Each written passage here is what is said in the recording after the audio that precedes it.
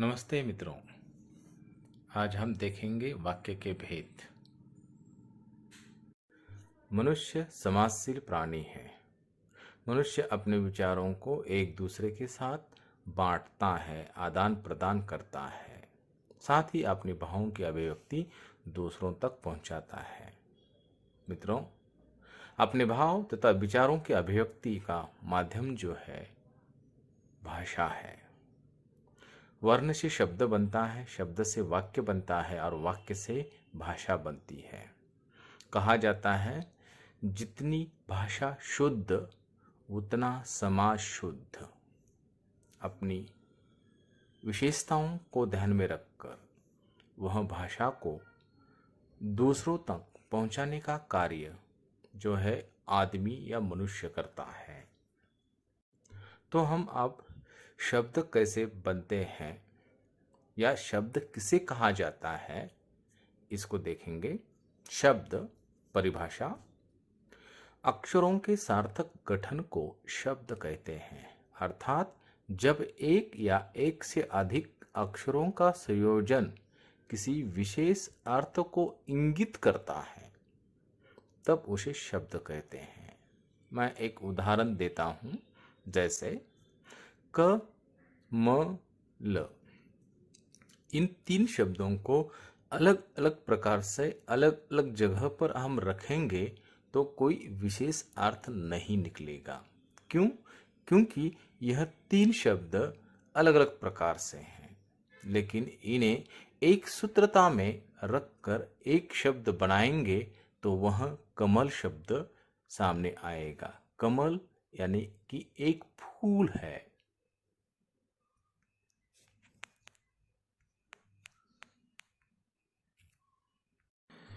वाक्य की परिभाषा: दो या दो से अधिक शब्दों के सार्थक समूहों को वाक्य कहते हैं। जिस शब्द समूह में वक्ता या लेखक का पूर्ण अभिप्राय श्रोता या पाठक को समझ में आ जाए उसे वाक्य कहते हैं। मित्रों, आपके सामने मैं एक उदाहरण देता हूं। विद्या धन के समान है। विद्या धन के समान है। धन यानी कि पैसा। तो दूसरा वाक्य, कमल तालाब खिलता। यह वाक्य अटपटा सा लग रहा है। इसका अर्थ यह सही गठन से और सही भाव के साथ यह वाक्य सामने आता हुआ नहीं दिखाई दे रहा है।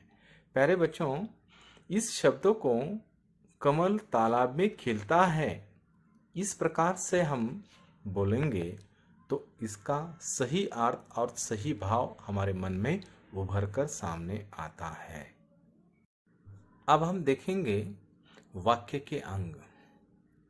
आदमी के भी अंग होते हैं, जैसे हाथ, पैर, सिर, ये सभी अंग माने जाते हैं। इसलिए तो आदमी सुशोभित दिखाई देता है। वैसे ही वाक्य के दो अंग माने गए हैं। वाक्य की संरचना के आधार पर वाक्य दो भागों में विभाजित किया जाता है। एक उद्देश्य, दूसरा विधेय। उद्देश्य: कोई भी साहित्यकार किसी न किसी उद्देश्य को सामने रखकर उस कृति को लिखता है। वैसे ही वाक्य जो बनता है उस वाक्य के अंतर्गत भी उद्देश्य होता है और विधेय भी होता है, यानी कि क्रिया भी होती है। वाक्य के अंग उद्देश्य को हम देखेंगे। उद्देश्य वाक्य का एक अंग है जिसके विषय में कुछ कहा जाए उसे उद्देश्य कहते हैं। उदाहरणार्थ, आपके सामने मैंने 3 उदाहरण रखे हैं। राम सो रहा है, राजू खाना खा रहा है, जवान देश की रक्षा करते हैं। अब इसमें कर्ता कौन है? राम, राजू और जवान। इन 3 वाक्यों की ओर हम ध्यान से देखेंगे तो कर्ता के द्वारा एक ही क्रिया हो रही है। राम सो रहा है, सोने की क्रिया हो रही है। राजू खाना खा रहा है, खाने की क्रिया हो रही है। जवान देश की रक्षा करते हैं। कौन देश की रक्षा करते हैं? जवान। खाना कौन खा रहा है? राजू। राम सो रहा है। कौन सो रहा है? राम सो रहा है। तो इसमें कर्ता जो है राम है। राम, राजू और जवान, इन तीनों वाक्यों में उद्देश्य है। इन तीन वाक्यों में राम, राजू और जवान विषय में बताया जा रहा है, इसलिए राजू, राम और जवान उद्देश्य है। वाक्य के अंग में विधेय भी है जो महत्वपूर्ण भूमिका निभाता है। विधेय वाक्य में उद्देश्य के बारे में जो भी कुछ कहा जाए उसे विधेय कहते हैं। उदाहरणार्थ मैं आपके सामने वही उदाहरण आपके सामने मैं रखता हूं। राम सो रहा है, राजू खाना खा रहा है, जवान देश की रक्षा करते हैं। हमने इसके पहले उद्देश्य को देखा था। अब इसमें विधेय क्या है, यानी कि क्रिया कौन सी है। जो क्रिया होती है विधेय के रूप में सामने आती है। जैसे सो रहा है, खाना खा रहा है और देश की रक्षा करते हैं। इन वाक्यों में सो रहा है, खाना खा रहा है और देश की रक्षा करते हैं के विषय में बताया जा रहा है, इसलिए यह विधेय है। इसलिए यह क्या है?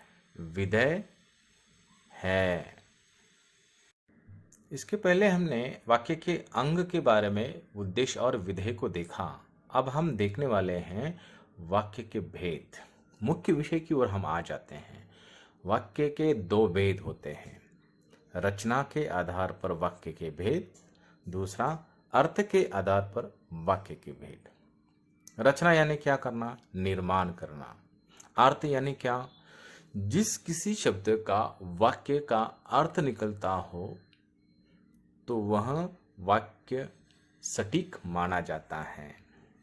तो हम रचना के आधार पर वाक्य के भेद आज देखने वाले हैं। रचना के आधार पर वाक्य के 3 भेद माने गए हैं: सरल वाक्य, संयुक्त वाक्य और मिश्र वाक्य। रचना के आधार पर सरल वाक्य। जब भी समाज में हम रहते हैं तो हर एक शब्द हम सीधे तरीके से बोलते हैं। टेढ़े या अटपटा वाक्य बोलने का प्रयास नहीं करते हैं, सीधे बोलते हैं। लेकिन वो वाक्य कौन सा होता है? सरल वाक्य होता है। लेकिन सरल वाक्य भी हम अलग अलग प्रकारों से बात करेंगे तो वह अटपटा लगेगा, अशुद्ध माना जाएगा। तो रचना के आधार पर सरल वाक्य के रूप में हम देखें तो जिन वाक्यों में एक उद्देश्य या एक विषय होता है या विधेय होता है उन्हें सरल वाक्य कहा जाता है। जैसे वर्षा हो रही है, मोहन पतंग उड़ा रहा है, बच्चे मैदान में खेल रहे हैं, राम खाना खाकर सो गया आदि वाक्यों में एक उद्देश्य है और विधेय भी है। इसलिए इन वाक्यों में सीधी सीधी बात की गई है, सरल सरल बात की गई है। इसमें न क्लिष्टता है, ना ही कठिनाई महसूस होती है और उस वाक्यों का हमें अर्थ स्पष्ट रूप से समझ में आ भी जाता है। वर्षा तो हो रही है, मोहन तो पतंग उड़ाता हुआ दिखाई दे रहा है। ये चित्र जो है हमारे सामने उभर कर सामने आ रहे हैं। बच्चे मैदान में तो खेल रहे हैं, राम खाना खाकर अभी तो सो गया है। ये भाव जो है हमारे मन में उभर कर सामने आते हैं। तो इसलिए इसे सरल वाक्य कहा जाता है, क्योंकि जो भी बात हो रही है वह सरलता के साथ हो रही है। रचना के आधार पर संयुक्त वाक्य। जिन वाक्यों में 2 या 2 से अधिक स्वतंत्र उपवाक्य जो समुच्चयबोधक अव्यय से जुड़े होते हैं उन्हें संयुक्त वाक्य कहते हैं। योजक चिन्ह या समुच्चयबोधक अव्यय जो दोनों वाक्यों को जोड़ने का काम करते हैं। आपके मन में समुच्चयबोधक अव्यय के प्रति प्रश्न निर्माण हुआ होगा कि यह क्या है। समुच्चयबोधक अव्यय यह अविकारी शब्द है जिस विकार में बदलाव नहीं होता है, परिवर्तन नहीं होता है, जैसे किंतु, परंतु, और, या, इसलिए, अथवा, यह सभी जो है समुच्चयबोधक अव्यय के रूप में सामने आते हैं। संयुक्त वाक्य के मैंने 3 उदाहरण आपके सामने रखे हैं। पहला उदाहरण, माँ बाजार गई और सब्जियां लेकर आई। माँ बाजार गई यह स्वतंत्र वाक्य है। साथ में और से सब्जियां लेकर आई यह भी एक वाक्य है जो और के साथ जुड़ा हुआ है। आप खाना खाएं और आराम करें। तीसरा वाक्य, आप चाय पिएंगे या कॉफी। या और यह समुच्चयबोधक या योजक चिन्ह के साथ जुड़कर एक संयुक्त वाक्य बनकर हमारे सामने आता दिखाई दे रहा है।